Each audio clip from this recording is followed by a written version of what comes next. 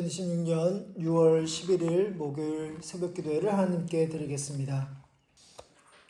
하나님의 말씀은 신약성경 고린도전서 7장 1절부터 24절까지 말씀입니다.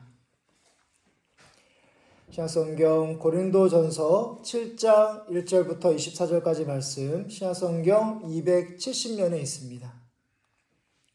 고린도전서 7장 1절부터 24절까지 말씀 한 절씩 교독하겠습니다. 너희가 쓴 문제에 대하여 말하면 남자가 여자를 가까이 아니함이 좋으나 음행을 피하기 위하여 남자마다 자기 아내를 두고 여자마다 자기 남편을 두라. 남편은 그 아내에 대한 의무를 다하고 아내도 그 남편에게 그렇게 할지라. 아내는 자기 몸을 주장하지 못하고 오직 그 남편이 하며 남편도 그와 같이 자기 몸을 주장하지 못하고 오직 그 아내가 하나니 서로 분방하지 말라. 다만 기도할 틈을 얻기 위하여 합의상 얼마 동안은 하되 다시 합하라. 이는 너희가 절제 못함으로 말미암아 사탄이 너희를 시험하지 못하게 하려 함이라. 내가 이 말을 함은 허락이요 명령은 아니니라. 나는 모든 사람이 나와 같기를 원하노라. 그러나 각각 하나님께 받은 자기의 은사가 있으니 이 사람은 이러하고 저 사람은 저러하니라. 결혼하지 아니한 자들과 과부들에게 이르노니 이와 같이 지내는 것이 좋으니라. 만일 절제할 수 없거든 결혼하라. 정욕이 불같이 타는 것보다 결혼하는 것이 나으니라. 자들에게 내가 명하노니 명하는 자는 내가 아니요 주시라. 여자는 남편에게서 갈라서지 말고 만일 갈라섰으면 그대로 지내든지 다시 그 남편과 화합하든지 하라. 남편도 아내를 버리지 말라. 나머지 사람들에게 내가 말하노니 이는 주의 명령이 아니라 만일 어떤 형제에게 믿지 아니하는 아내가 있어 남편과 함께 살기를 좋아하거든 그를 버리지 말며 어떤 여자에게 믿지 아니하는 남편이 있어 아내와 함께 살기를 좋아하거든 그 남편을 버리지 말라. 아니하는 남편이 아내로 말미암아 거룩하게 되고 믿지 아니하는 아내가 남편으로 말미암아 거룩하게 되나니 그렇지 아니하면 너희 자녀도 깨끗하지 못하니라. 그러나 이제 거룩하니라. 혹 믿지 아니하는 자가 갈리거든 갈리게 하라. 형제나 자매나 이런 일에 구애될 것이 없느니라. 그러나 하나님은 화평 중에서 너희를 부르셨느니라. 자여 내가 남편을 구원하는지 어찌 알 수 있으며 남편 된 자여 내가 내 아내를 구원하는지 어찌 알 수 있으리요. 오직 주께서 각 사람에게 나눠주신 대로 하나님이 각 사람을 부르신 그대로 행하라. 내가 모든 교회에서 이와 같이 명하노라. 할례자로서 부르심을 받은 자가 있느냐? 무할례자가 되지 말며 무할례자로 부르심을 받은 자가 있느냐? 할례를 받지 말라. 할례 받는 것도 아무것도 아니요 할례 받지 아니하는 것도 아무것도 아니로되 오직 하나님의 계명을 지킬 따름이니라. 사람은 부르심을 받은 그 부르심 그대로 지내라. 내가 종으로 있을 때 부르심을 받았느냐 염려하지 말라. 그러나 내가 자유롭게 될 수 있거든 그것을 이용하라. 주 안에서 부르심을 받은 자는 종이라도 주께 속한 자유인이요 또 그와 같이 자연으로 있을 때 부르심을 받은 자는 그리스도의 종이니라. 너희는 값으로 사신 것이니 사람들의 종이 되지 말라. 형제들아 너희는 각각 부르심을 받은 그대로 하나님과 함께 거하라. 아멘. 오늘 말씀에서 사도 바울은 결혼에 대하여 절제할 수 없거든 결혼하라 라고 말씀합니다. 9절 말씀에서 만일 절제할 수 없거든 결혼하라. 정욕이 불같이 타는 것보다 결혼하는 것이 나으니라. 고린도전서 7장부터 16장까지는 고린도 교회가 편지를 통해 사도 바울에게 문의한 내용에 대한 사도 바울의 대답입니다. 오늘 말씀에서는 결혼에 대한 내용으로 바울은 자신이 독신의 은사를 받아 홀로 지내기에 다른 모든 사람도 자신과 같기를 바라지만 어디까지나 하나님의 주신 은사에 맞게 결혼과 독신 중에 택할 것을 당부합니다. 결혼에 대한 가르침에서 우리가 주목할 부분은 결혼하지 않으므로 일어날 수 있는 음행이라든지 성욕에 대하여 만일 자신이 절제할 수 없거든 결혼할 것을 권하고 있다는 점입니다.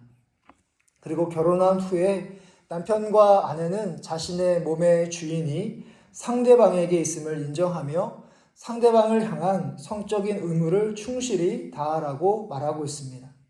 왜냐하면 만일 서로 분방하게 될 경우에 절제하지 못하는 일이 발생할 것이고 사탄으로부터 시험을 받아 성적 범죄를 저지를 수 있기 때문입니다. 세상 사람들의 결혼은 자신의 인생의 행복에 초점이 맞춰 있지만 믿는 사람들은 결혼까지도 하나님의 거룩함에 초점이 맞춰 있음을 보게 됩니다. 어떤 사람은 그리스도인의 결혼은 서로가 영적으로 성장하는 그런 관계가 되어야 한다. 그것이 바로 하나님께서 원하시는 바람직한 혼인 관계다라고 설명하기도 합니다. 하나님께서 우리로 하여금 사랑하는 사람을 만나서 믿음의 가정을 이루게 하셨습니다. 하나님께서 우리를 부르시는 순간까지 거룩하고 성숙한 혼인 관계를 잘 지켜나가시는 여러분들 되시기를 바랍니다. 아멘. 이어서 사도 바울은 이혼에 대하여 이야기하면서 갈라서지 말 것을 당부하고 있습니다. 10절 말씀에서 결혼한 자들에게 내가 명하노니 명하는 자는 내가 아니요 주시라. 여자는 남편에게서 갈라서지 말고. 이혼과 관련한 성경적인 원칙은 갈라서지 않는 것, 다시 말해서 이혼하지 않는 것입니다. 그 이유는 결혼은 하나님께서 짝지어 주신 것이기 때문이죠. 우리가 잘 아는 마가복음 10장 8절부터 9절의 말씀을 보시면 그 둘이 한 몸이 될지니라 이러한즉 이제 둘이 아니요 한 몸이니 그러므로 하나님이 짝지어 주신 것을 사람이 나누지 못할지니라 하시더라. 성경의 가르침은 이혼하지 않는 것이 분명합니다. 그렇지만 이혼의 경우를 완전히 배제하고 있지는 않습니다. 오늘 말씀에서 이혼에 대한 내용이 이어서 나오는 것을 우리가 볼 수 있는데요.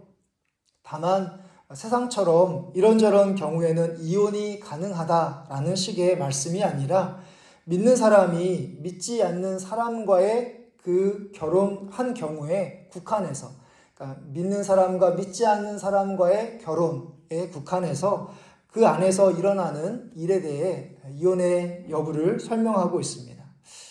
만일 믿는 남편이든 아내든 상대방이 믿지 않을 경우에 믿지 않는 사람이 혼인관계를 유지하기를 원한다면 버려서는 안 되는데 믿지 않는 자가 믿는 사람으로 하여금 거룩해질 수 있기 때문입니다.